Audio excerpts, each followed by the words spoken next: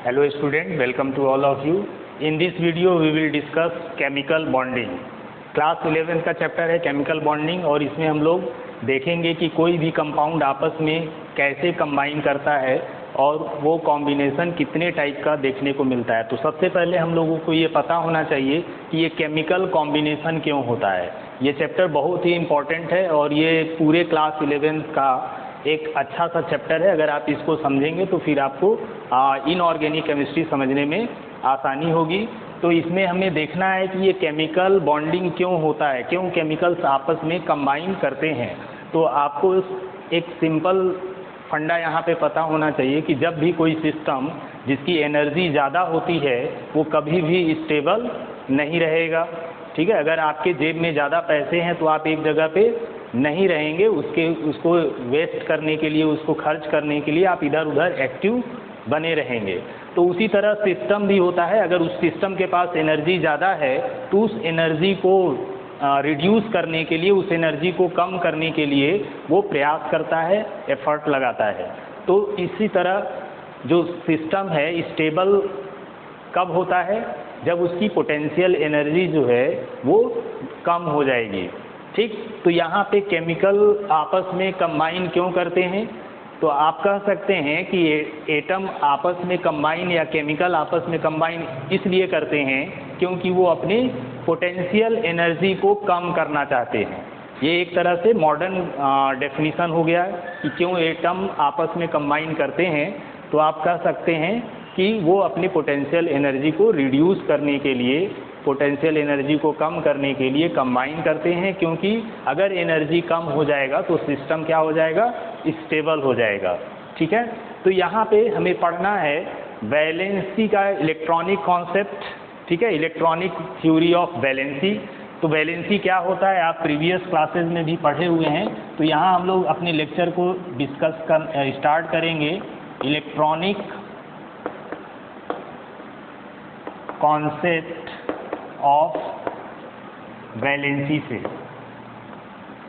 अब वैलेंसी क्या है, तो वैलेंसी आपको पता होगा लैटिन वर्ड वैलेंसिया से बना है। ठीक है, लैटिन वर्ड वैलेंसिया से बना है जिसका मीनिंग होता है कंबाइनिंग कैपेसिटी। मीनिंग क्या है इसका, कंबाइनिंग कैपेसिटी। ठीक है, कंबाइन करने की कैपेसिटी।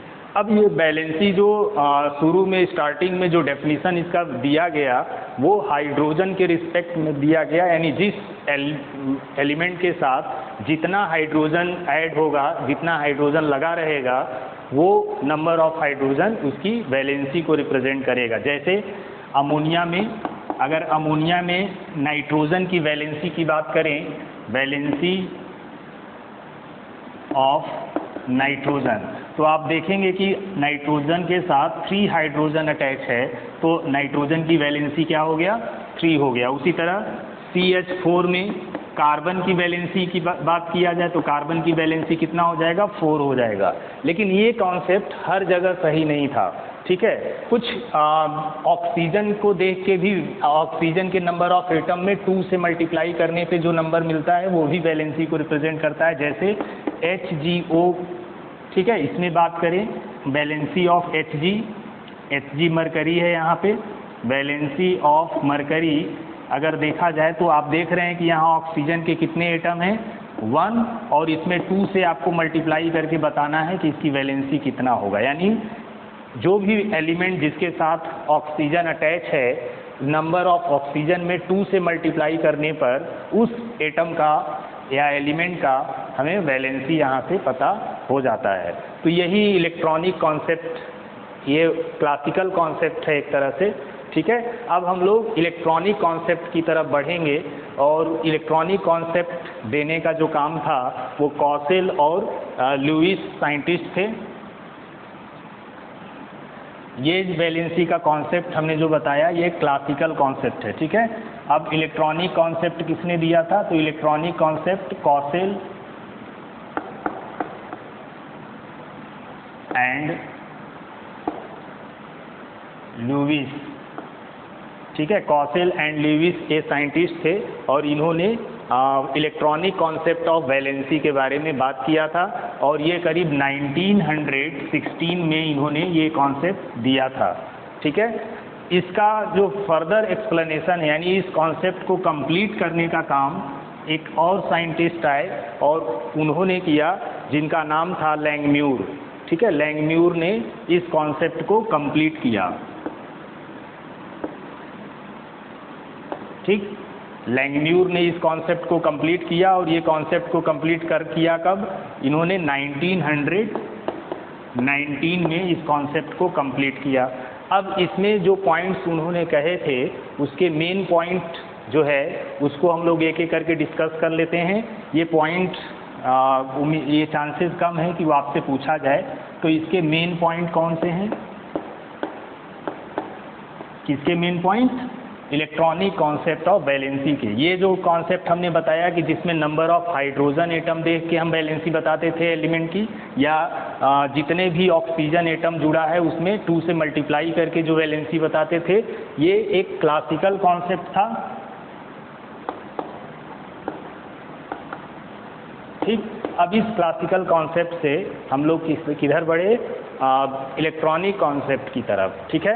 तो इलेक्ट्रॉनिक कॉन्सेप्ट किसने दिया था? कॉसेल और लेविस नाम के साइंटिस्ट थे, उन्होंने 1916 में इलेक्ट्रॉनिक कॉन्सेप्ट दिया था और इस कॉन्सेप्ट को कंप्लीट करने का काम किसने किया? लैंगम्यूर ने किया 1919 में। अब इस कॉन्सेप्ट में जो मेन पॉइंट्स कहे गए थे वो कौन कौन से पॉइंट थे? तो फर्स्ट पॉइंट कहा गया था कि the valency of element depends upon the number of valence electron present in the outermost shell. यानी एलिमेंट की वैलेंसी किस पे डिपेंड करती है? वैलेंस इलेक्ट्रॉन पे डिपेंड करती है, ठीक है। तो valency depends upon number of valence electron.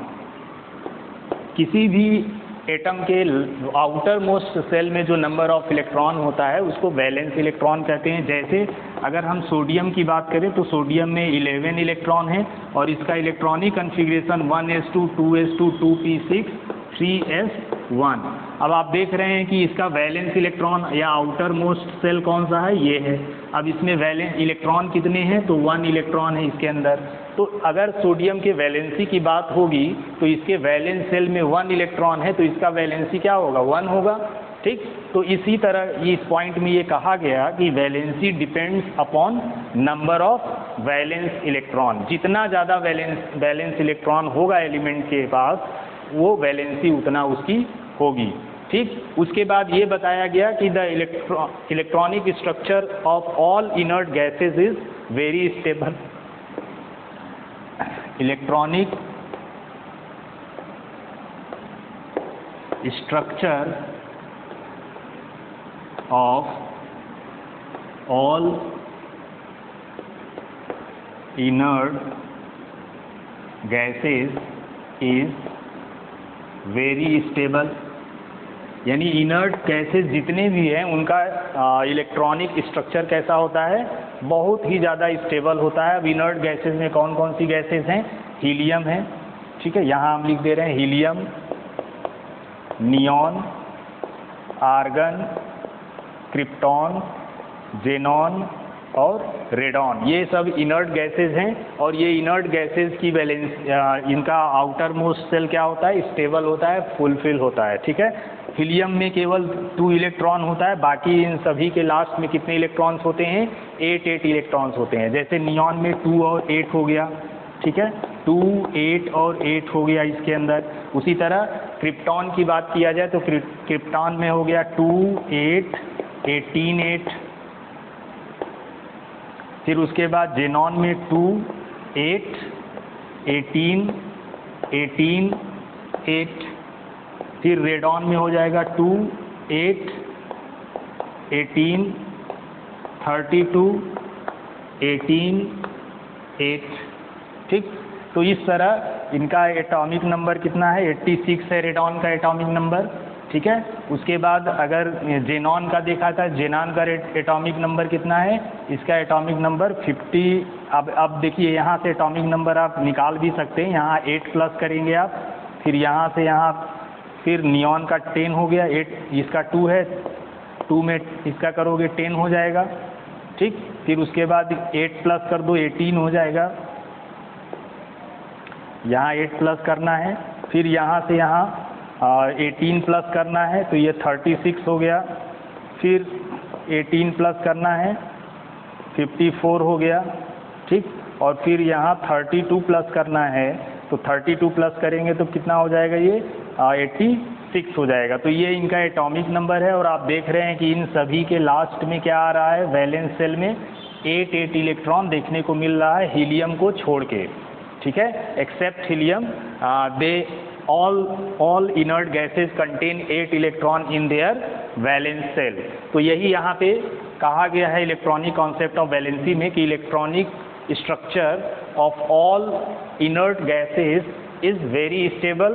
तो जितने भी एलिमेंट होंगे वो इन्हीं इनर्ट गैसेस की तरह बनना चाहेंगे, और इन्हीं की तरह बनने के लिए वो क्या करते हैं, आपस में कंबाइन करते हैं। तो आप अगर यहाँ से भी कर सकते हैं कि जो भी एलिमेंट या कंपाउंड है या एटम्स है वो कंबाइन क्यों करता है, केमिकल आपस में क्यों कंबाइन करता है, तो यहाँ अपने आप को स्टेबल करने के लिए, क्योंकि इनर्ट गैसेस बहुत ज़्यादा स्टेबल होते हैं और जितने भी दूसरे एलिमेंट्स हैं इनको छोड़ के वो इन्हीं की तरह अपनी स्टेबिलिटी पाना चाहते हैं, और उसी स्टेबिलिटी को पाने के लिए वो आपस में केमिकल कॉम्बिनेशन करते हैं। तो 2 रीज़न हो गया, एक तो हो गया कि पोटेंशियल एनर्जी को रिड्यूस करने के लिए केमिकल आपस में कंबाइन करते हैं, और दूसरा आप कह सकते हो कि वो अपने आप को स्टेबल करने के लिए।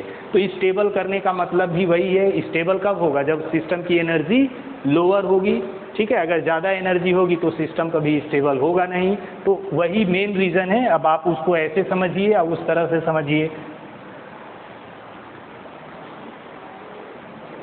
तो नेक्स्ट पॉइंट अगर हम लोग डिस्कस करें इलेक्ट्रॉनिक कॉन्सेप्ट ऑफ वैलेंसी में, तो नेक्स्ट पॉइंट होगा all other elements do not possess saturated outermost orbit. जितने भी दूसरे एलिमेंट्स हैं वो उनमें सैचुरेटेड आउटर मोस्ट ऑर्बिट नहीं होता है। ये हमारा थर्ड पॉइंट है। ऑल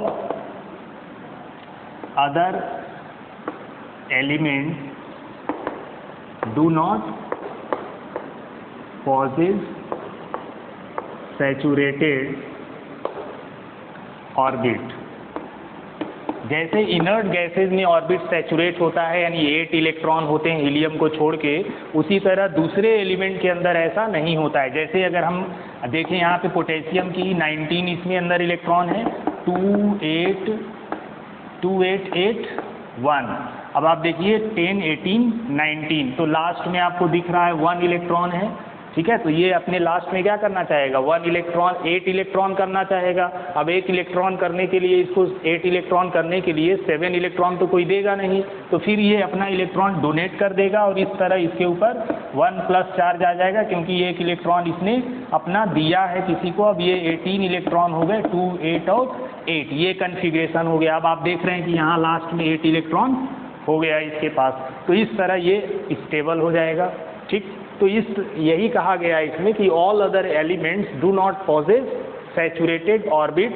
दूसरे इनर्ट गैसेस को छोड़ के जितने भी दूसरे एलिमेंट्स हैं उनके पास सैचुरेटेड ऑर्बिट नहीं होता है। सैचुरेटेड का मतलब कंप्लीटली फुलफिल्ड ऑर्बिट नहीं पाया जाता है। कंप्लीटली फुलफिल्ड का मतलब हुआ कि उनके लास्ट में 8 इलेक्ट्रॉन होना चाहिए, यानी ऑक्टेट उनका कंप्लीट होना चाहिए। तो ये 8 इलेक्ट्रॉन को हम लोग ऑक्टेट रूल्स के नाम से भी जानते हैं, तो उसको भी आगे हम लोग डिस्कस करेंगे। तो ये थर्ड पॉइंट हो गया। इसमें फोर्थ पॉइंट इसी इलेक्ट्रॉनिक कॉन्सेप्ट ऑफ वैलेंसी की, जिसमें कहा गया कि द कॉम्बिनेशन ऑफ एटम में टेक प्लेस इन 3 वेज, ठीक है। Combination of atom takes place in 3 ways, ठीक है। एटम का जो कॉम्बिनेशन होगा वो 3 तरीके से होगा। पहला, जिसको हम लोग इलेक्ट्रोवैलेंसी के नाम से जानते हैं, ठीक है। अब ये इलेक्ट्रोवैलेंसी में क्या होता है, इलेक्ट्रोवैलेंसी में ट्रांसफ़र ऑफ इलेक्ट्रॉन होता है, ठीक है, वन एटम का दूसरे एटम पे, ठीक। तो इस तरह इसमें bye transferring one or more electron from one atom to other,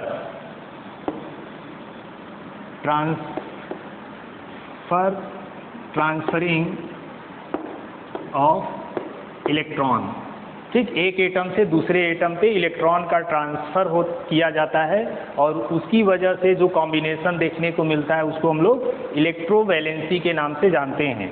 second type का जो कॉम्बिनेशन होता है उसको कोवैलेंसी कहा जाता है।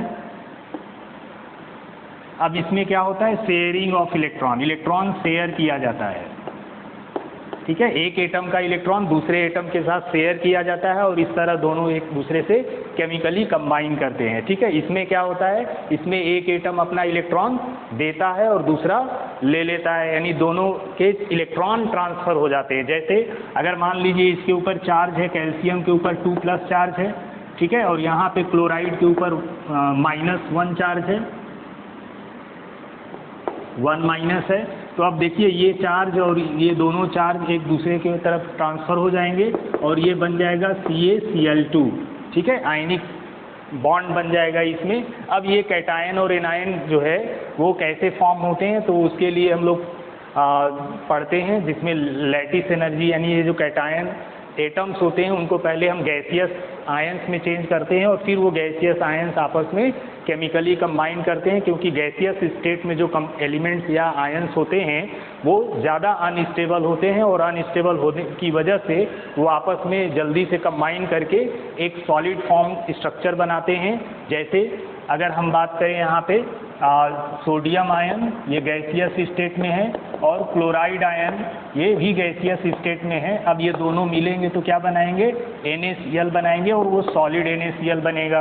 अब ये NaCl कितना है, 1 मोल बन रहा है। तो इस समय जो एनर्जी रिलीज होती है इसी एनर्जी को हम लोग लैटिस एनर्जी के नाम से जानते हैं, ठीक है। तो जब वो 1 मोल गैसियस कैटायन एंड एनायन मिल के 1 मोल सॉलिड बनाते हैं तो उस समय जो एनर्जी रिलीज होगी that energy will be known as lattice energy, ठीक है। तो यहाँ पे हम लोग कोवैलेंसी डिस्कस कर रहे थे, यानी जो कॉम्बिनेशन होता है वो शेयरिंग ऑफ इलेक्ट्रॉन के थ्रू होता है जिसको कोवैलेंसी के नाम से जाना जाता है, और कॉम्बिनेशन ट्रांसफरिंग ऑफ इलेक्ट्रॉन के थ्रू होता है जिसको इलेक्ट्रोवैलेंसी के नाम से जाना जाता है। और एक टाइप का और भी इसमें कॉम्बिनेशन पाया जाता है जिसमें by sharing of electron between the two atoms in such a way that the shared electrons are contributed by one atom only, यानी shared electron जो है sharing, इसको कोऑर्डिनेट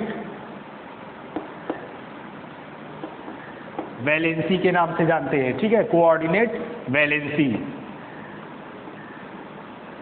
अब इसमें क्या होता है, शेयरिंग होता है इसमें भी, यानी ये भी एक तरह का कोवैलेंट बॉन्ड ही है, मेन यही दोनों हैं। ये कोऑर्डिनेट इसी का एक स्पेशल केस आ जाता है, कोवैलेंसी का स्पेशल केस है। इसमें क्या हो गया, sharing of electron between 2 atoms and the only 1 electron is donated by the only 1 atom, यानी उसमें एक ही इलेक्ट्रॉन एटम क्या करता है, इलेक्ट्रॉन को डोनेट करता है, and electron donated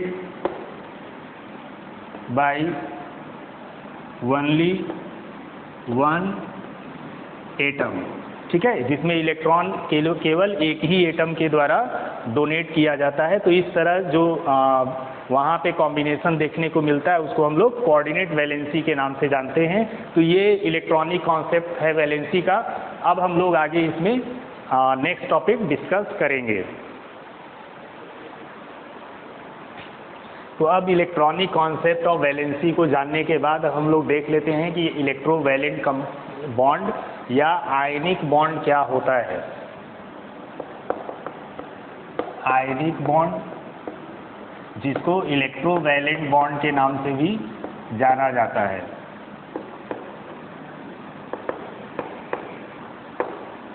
electrovalent bond, अब ये बॉन्ड बनता कैसे है, तो ये अपोजिट चार्ज आयंस के बीच में एक इंटरमॉलिक्यूलर फोर्स ऑफ अट्रैक्शन पाया जाता है और इस फोर्स ऑफ अट्रैक्शन की वजह से दो अपोजिटली चार्ज्ड आयन आपस में पास आ जाते हैं और इस तरह वहाँ पे जो बॉन्ड बनता है उसको हम लोग आयनिक बॉन्ड के नाम से जानते हैं।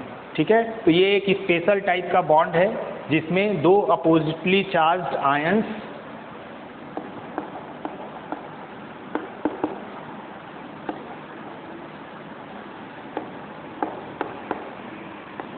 ठीक है, अपोजिटली चार्ज्ड आयंस एक दूसरे के पास आते हैं और उनके बीच में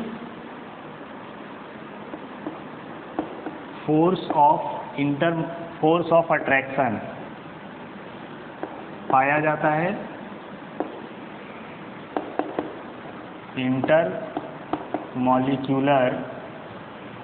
ठीक है, इंटरमॉलिक्यूलर फोर्स ऑफ अट्रैक्शन पाया जाता है और उसी इंटरमॉलिक्यूलर फोर्स ऑफ अट्रैक्शन को हम लोग आयनिक बॉन्ड या इलेक्ट्रोवैलेंट बॉन्ड के नाम से जानते हैं। यानी बॉन्ड एक तरह का क्या है, अट्रैक्शन फोर्स है जो आयंस के बीच में, अपोजिटली चार्ज्ड आयंस के बीच में डेवलप होता है। ठीक है, ये अपोजिटली चार्ज्ड आयन क्या हो सकते हैं, या तो ये कैटायन हो सकते हैं, ठीक है, कैटायन और एनायन हो सकते हैं।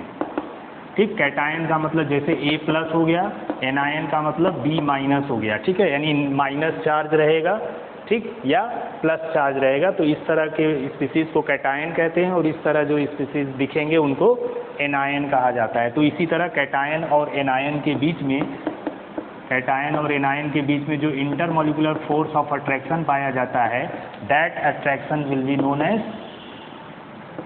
आयनिक बॉन्ड। ठीक है, इसी अट्रैक्शन को हम लोग आयनिक बॉन्ड के नाम से जानते हैं और आयनिक बॉन्ड जिन कंपाउंड में पाया जाता है ऐसे कंपाउंड को हम लोग आयनिक कंपाउंड या इलेक्ट्रोवैलेंट कंपाउंड के नाम से जानते हैं।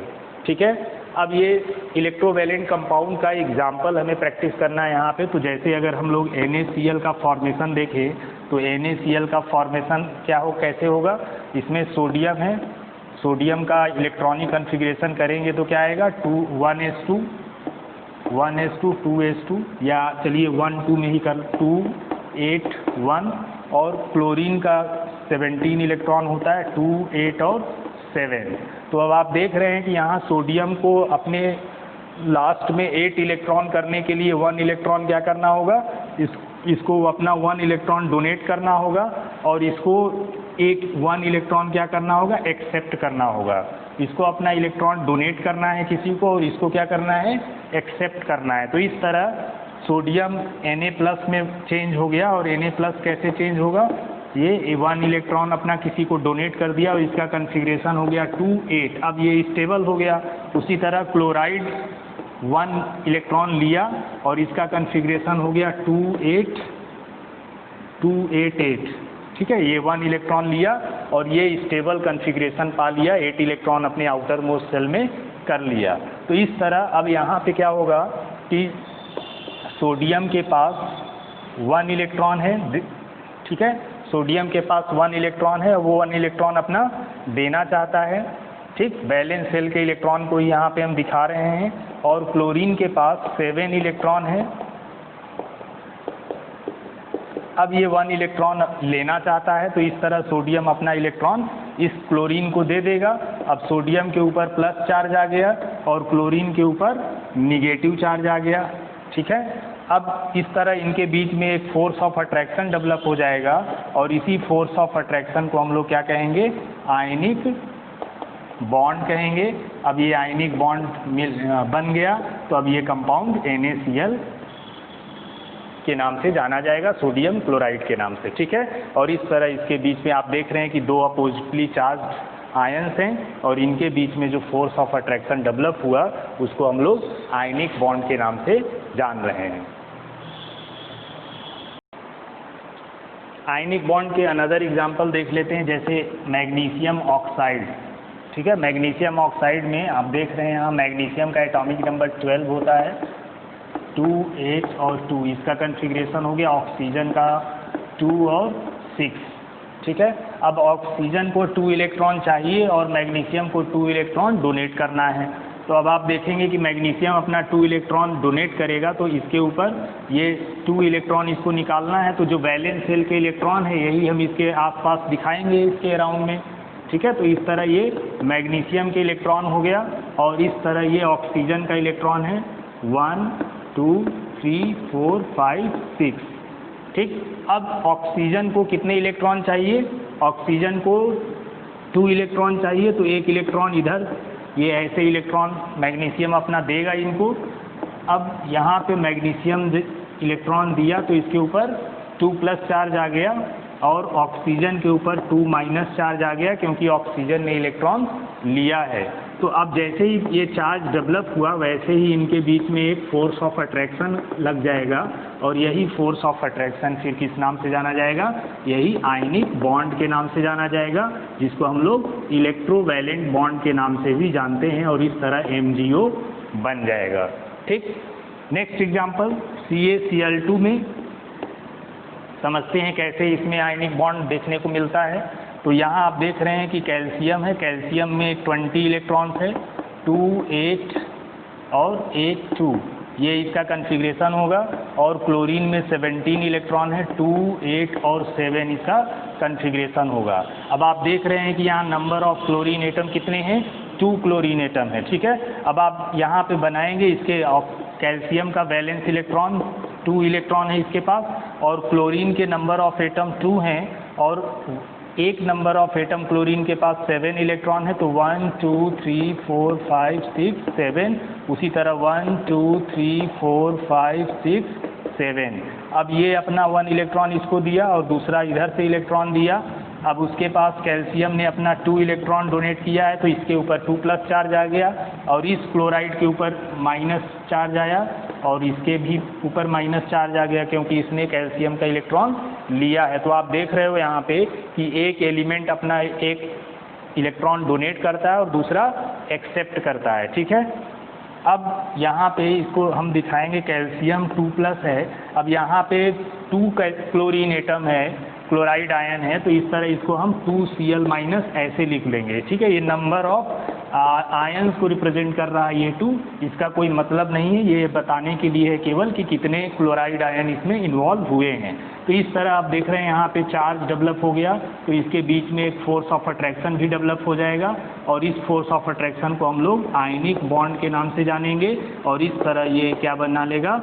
Ca, ये चार्ज, ये 1 चार्ज इसके नीचे आ जाएगा, ये इसके नीचे आ जाएगा, तो CaCl2 इस तरह फॉर्म हो जाएगा कैल्शियम क्लोराइड।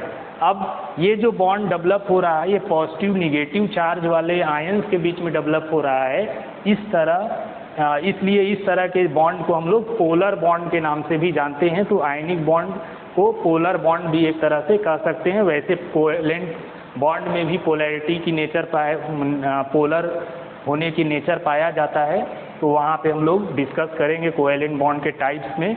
लेकिन यहाँ पे आप कह सकते हो कि ये 2 पॉजिटिव निगेटिव चार्ज के बीच में बॉन्ड डेवलप हो रहा है, तो एक तरह से ये पोलर नेचर का बॉन्ड है।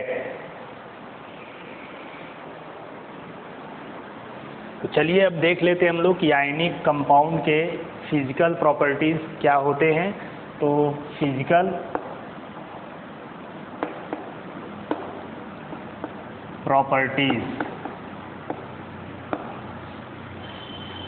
प्रॉपर्टीज़ क्या है? तो अगर इसके फर्स्ट फिजिकल प्रॉपर्टी की बात करें, जैसे इसका फिजिकल स्टेट क्या होता है, तो इसका स्टेट होता है सॉलिड, यानी जितने भी आयनिक कंपाउंड्स होते हैं वो सॉलिड स्टेट में एग्जिस्ट करते हैं, यानी this is the physical state of ionic compound, ठीक है। यानी ionic compound exist in a solid form, okay. तो ये इसका फिजिकल स्टेट है जिसमें आयनिक कंपाउंड सॉलिड फॉर्म में एग्जिस्ट करता है। Melting point and boiling point, जितने भी आयनिक कंपाउंड्स हैं उन सभी का मेल्टिंग पॉइंट और बॉइलिंग पॉइंट क्या होता है? Very high. अब ये पूछा जाएगा कि आयनिक कंपाउंड का melting point and boiling point very high क्यों होता है? तो आप बता सकते हैं क्योंकि उनके बीच में इंटरमॉलिक्यूलर फोर्स ऑफ अट्रैक्शन पाया जाता है, और वो इंटरमॉलिक्यूलर फोर्स ऑफ अट्रैक्शन इतना स्ट्रांग होता है कि उसको ब्रेक करने के लिए ज़्यादा एनर्जी की रिक्वायरमेंट होती है, और उसी की वजह से इसका मेल्टिंग पॉइंट और बॉइलिंग पॉइंट क्या होता है? हाई होता है, ठीक है। तो ये रीज़न है इसका। its melting and boiling point is much high because it have strong intermolecular force of attraction. उसके बाद थर्ड पॉइंट अगर देखा जाए तो ये कंडक्टिविटी। अब ये कंडक्टिविटी की बात करें तो सॉलिड स्टेट में जितने भी आयनिक कंपाउंड हैं वो सभी बैड कंडक्टर ऑफ हीट होते हैं, बैड कंडक्टर ऑफ इलेक्ट्रिसिटी होते हैं, ठीक है। लेकिन अगर आप मॉल्टेन स्टेट में या एक्वस फॉर्म में इनकी बात करेंगे तो एक्वस फॉर्म में ये गुड कंडक्टर होते हैं, ठीक है। तो bad conductor in solid and good conductor in aqueous state, ठीक है। एक्वस स्टेट में आयनिक कंपाउंड गुड कंडक्टर होते हैं। क्यों गुड कंडक्टर होते हैं? क्योंकि जैसे ही आप आयनिक कंपाउंड को वाटर में डालते हो एक्वस सोल्यूशन बनाने के लिए, एक्वस मतलब वाटर के अंदर अगर आयनिक कंपाउंड को रखा जाता है तो वो अपने आयंस में डिसोसिएट हो जाते हैं और अपने आयंस में जैसे ही डिसोसिएट हो जाते हैं वो कंडक्टर की तरह बिहेव करने लगते हैं, करंट को या हीट को एक जगह से दूसरे जगह तक ट्रांसफ़र कर देते हैं, ठीक है। तो सॉलिड स्टेट में ऐसा नहीं कर पाते हैं क्योंकि वो बहुत मजबूत फोर्स ऑफ अट्रैक्शन से बंधे होते हैं, ठीक है, फ्री नहीं होते हैं मूव करने के लिए। इस वजह से सॉलिड स्टेट में all ionic compounds are bad conductor of heat and electricity, but in aqueous solution they are good conductor, ठीक। तो ये इसका नेक्स्ट प्रॉपर्टी है। उसके बाद फोर्थ प्रॉपर्टी अगर देखा जाए तो ये इनके बीच में जो रिएक्शंस होता है वो फास्ट रिएक्शन होता है। There are three types of reaction, three types of chemical reaction. First is slow reaction, fast reaction and moderate reaction, ठीक है। तो अगर टाइप्स ऑफ रिएक्शन की बात किया जाए, टाइप्स ऑफ रिएक्शन, तो ये जितने भी आयनिक कंपाउंड्स हैं वो वेरी फास्ट रिएक्शन करते हैं, ठीक है, बहुत तेज़ी से आपस में कंबाइन करते हैं, ठीक है। उसके बाद नेक्स्ट प्रॉपर्टी है और इस प्रॉपर्टी को हम लोग आइसोमॉर्फिज्म, ठीक है। आइसोमॉर्फिज्म होता क्या है? तो आइसोमॉर्फिज्म में सिमिलर लैटिस 3D स्ट्रक्चर, ठीक है, सिमिलर लैटिस 3D स्ट्रक्चर होता है, ठीक है। यानी इसमें क्या हो सकता है? सिमिलर फार्मूला और कैटायन एनायन साइज ये नियरली सेम होगा, ठीक है। कैटायन और एनायन का साइज क्या होगा? नियरली सेम, और सिमिलर फार्मूला पाया जाएगा इसमें, ठीक है। तो अब देखिए कि ऐसे क्वेश्चन भी पूछे जाते हैं आइसोमॉर्फिज्म पता करने के लिए। दो कंपाउंड दे देगा, उनके बीच में आइसोमॉर्फिज्म है कि नहीं। जैसे एग्जांपल देखिए NaCl और MgCl2। अब आप देख रहे हैं कि इसमें कैटायन डिफरेंट है और एनायन दोनों सेम है। इसमें नंबर ऑफ एनायन कम ज़्यादा है, उससे मतलब नहीं है, बस हमें क्या देखना है? Similar formula. तो फार्मूला एक ही तरह का दिख रहा है यहाँ पे, और क्या होना चाहिए? यानी जो भी हम कंपैरिजन करेंगे वो सिमिलर फार्मूला होना चाहिए, और कैटायन और एनायन का साइज क्या होना चाहिए? नियरली। तो यहाँ तो साइज सेम है और यहाँ नियरली सेम है। कैटायन का साइज नियरली सेम है, एनायन ऑलमोस्ट सेम है। क्लोराइड ये भी है, क्लोरीन ये भी है, क्लोरीन ये भी है। तो इन दोनों, ये दोनों क्या हो गए? आइसोमॉर्फिक हो गए, ठीक है। यानी इन दोनों में आइसोमॉर्फिज्म की प्रॉपर्टी पाया जा रहा है, ठीक है। उसी तरह NaF और MgO की बात कर लें तो आप देख रहे हैं कि यहाँ पे ये ऑलमोस्ट सोडियम मैग्नीशियम एक इलेक्ट्रॉन का डिफरेंस है। उसी तरह फ्लोरीन और ऑक्सीजन में भी ज़्यादा डिफरेंस नहीं है, ऑलमोस्ट या नियरली दोनों सेम है।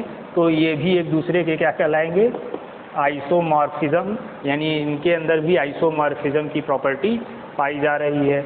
उसी तरह अगर NaCl और KCl की बात किया जाए तो क्लोराइड सेम है, लेकिन आप देख रहे हैं कि यहाँ पे कैटायन में बहुत ज़्यादा डिफरेंस है। इसमें 11 इलेक्ट्रॉन है, इसमें 19 इलेक्ट्रॉन है, ज़्यादा डिफरेंस हो रहा है, तो इसके अंदर आइसोमॉर्फिज्म की प्रॉपर्टी नहीं पाई जाएगी। ठीक है, तो इस तरह आपको आइसोमॉर्फिज्म में क्या होगा, सिमिलर फार्मूला होना चाहिए, यानी एक ही तरह से फार्मूला बनना चाहिए और कैटायन और एनायन का साइज नियरली सेम होना चाहिए। तो इस प्रॉपर्टी को हम लोग आइसोमॉर्फिज्म के नाम से जानते हैं। तो ये कुछ जितने भी आयनिक कंपाउंड्स हैं उनकी ये फिजिकल प्रॉपर्टी है।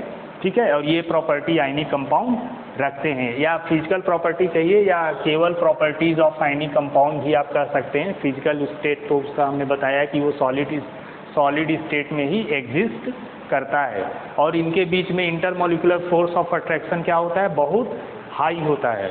ठीक है, इसी वजह से ये इनके जो एटम्स होते हैं वो बहुत पास आ जाते हैं, जिसकी वजह से डेंसिटी भी हाई हो जाती है सॉलिड के अंदर। ठीक है,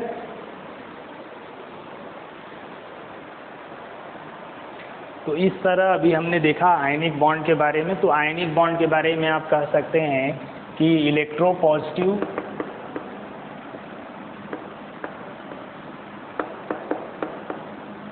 एलिमेंट और इलेक्ट्रोपॉजिटिव, यानी दो इलेक्ट्रोपॉजिटिव एलिमेंट के बीच में जो बॉन्ड बनता है वो आयनिक बॉन्ड होता है।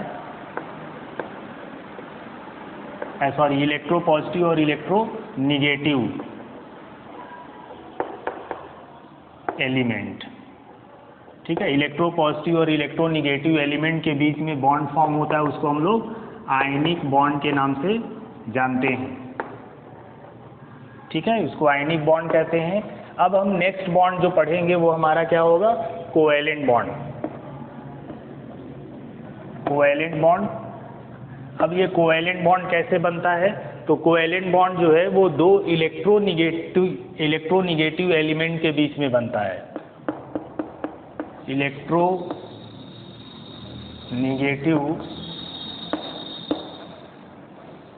एलिमेंट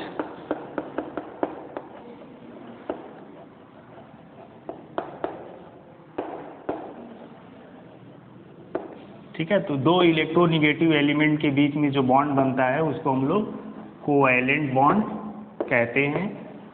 ठीक, अब ये कोवैलेंट बॉन्ड कैसे बनता है तो इसको हम लोग डिस्कस करना है। ये शेयरिंग ऑफ इलेक्ट्रॉन के थ्रू बनता है ये।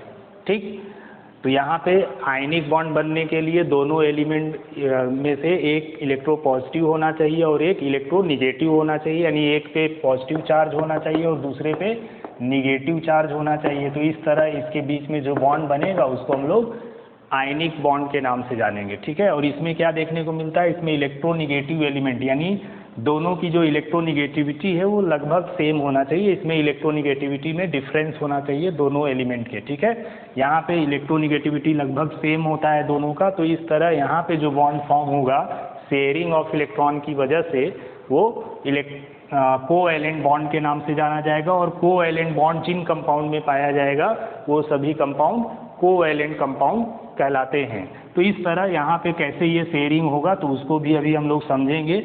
अब अगर यहाँ पे दो इलेक्ट्रॉन की शेयरिंग हुआ तो उसको सिंगल कोवैलेंट बॉन्ड कहते हैं, और सिंगल कोवैलेंट बॉन्ड को इस तरह लिखा जाता है, सिंगल कोवैलेंट बॉन्ड। ठीक, और अगर 4 इलेक्ट्रॉन की शेयरिंग हुआ तो वहाँ पे डबल कोवैलेंट बॉन्ड बनता है, और अगर 6 इलेक्ट्रॉन की शेयरिंग होता है तो वहाँ पे ट्रिपल कोवैलेंट बॉन्ड फॉर्म होता है। ठीक, तो यहाँ पे इसके एग्जाम्पल भी हम लोग डिस्कस करेंगे यहाँ पे। ठीक है, तो चलिए इसको हम लोग एक एग्जाम्पल बताते हैं, बाकी चीज़ें इसको हम लोग नेक्स्ट वीडियो में डिस्कस करेंगे। जैसे अगर मान लीजिए यहाँ पे हम एक एग्जाम्पल ले लें CH4। ठीक है, मीथेन है। अब इस मीथेन में जो बॉन्ड फॉर्म होता है वो कौन सा बॉन्ड होगा, कोवैलेंट बॉन्ड होगा। कैसे कोवैलेंट बॉन्ड होगा, इसमें कार्बन है, कार्बन के पास हम जब भी बॉन्ड फॉर्मेशन करते हैं तो बॉन्ड फॉर्मेशन करने के लिए हमें कौन से इलेक्ट्रॉन लेने हैं, वैलेंस इलेक्ट्रॉन लेने हैं। ठीक है, ये स्टार्टिंग में ही हम लोगों ने इलेक्ट्रॉनिक कॉन्सेप्ट ऑफ वैलेंसी पढ़ा कि एक एलिमेंट या केमिकल आपस में कंबाइन किस लिए करते हैं? अपने आप को स्टेबल करने के लिए। और वो स्टेबल वाला इलेक्ट्रॉन जो जिस इलेक्ट्रॉन से वो आपस में कंबाइन करते हैं उसको वैलेंस इलेक्ट्रॉन कहते हैं। तो कार्बन का एटॉमिक नंबर 6 होता है और इसके वैलेंस शेल में इलेक्ट्रॉन कितने हो गए? 4 इलेक्ट्रॉन कार्बन के पास हो गए। अब इसके पास 4 हाइड्रोजन है, तो उस हाइड्रोजन को अगर हम यहाँ लगा लें तो इस हाइड्रोजन के पास सिंगल इलेक्ट्रॉन होता है क्योंकि एटॉमिक नंबर उसका 1 ही है। अब इस हाइड्रोजन को अपने नियर इनर्ट गैस की तरह बनना है, तो इसका हाइड्रोजन के नियर कौन सा इनर्ट गैस है? हीलियम है। तो ये हीलियम की तरह 2 इलेक्ट्रॉन आपस अपने पास करना चाहेगा। उसी तरह ये हाइड्रोजन भी 2 इलेक्ट्रॉन करना चाहेंगे। ठीक है, तो इस तरह हाइड्रोजन अपने आप को स्टेबल कर ले गए। अब कार्बन के पास ये इलेक्ट्रॉन 4 है। अब हाइड्रोजन को एक समय पे इसने दिया है स्टेबल होने के लिए, तो इनसे अब ये 1 इलेक्ट्रॉन इनसे भी ये शेयर कर सकता है, ले सकता है। तो अब आप देख रहे हो कि इस कार्बन के पास भी इधर 4 दिख रहे हैं और ये 4 आ गए, यानी 8 इलेक्ट्रॉन कार्बन के पास हो गए, यानी कार्बन अपने नियर इनर्ट गैस की तरह बन गया। ठीक है, तो इस तरह यानी ऑक्टेट अपना कंप्लीट कर लिया। अभी ऑक्टेट रूल भी हम लोग डिस्कस करेंगे। तो यहाँ पे अब बॉन्ड बन जाएगा, तो कार्बन और इस हाइड्रोजन के बीच में जो 2 इलेक्ट्रॉन की शेयरिंग हुई है इसको हम लोग शेयरिंग इलेक्ट्रॉन बोलते हैं, शेयरिंग इलेक्ट्रॉन। तो ये 2 इलेक्ट्रॉन की शेयरिंग होने से सिंगल कोवेलेंट बॉन्ड बना। यहाँ पे भी सिंगल कोवेलेंट बॉन्ड, यहाँ भी सिंगल कोवेलेंट बॉन्ड और यहाँ पे भी सिंगल कोवेलेंट बॉन्ड बनेगा। तो इस तरह से ये कोवेलेंट बॉन्ड पाया जाता है। इसको हम लोग और भी अच्छे से इसका एक्सप्लेनेशन देखेंगे नेक्स्ट वीडियो में। Thank you.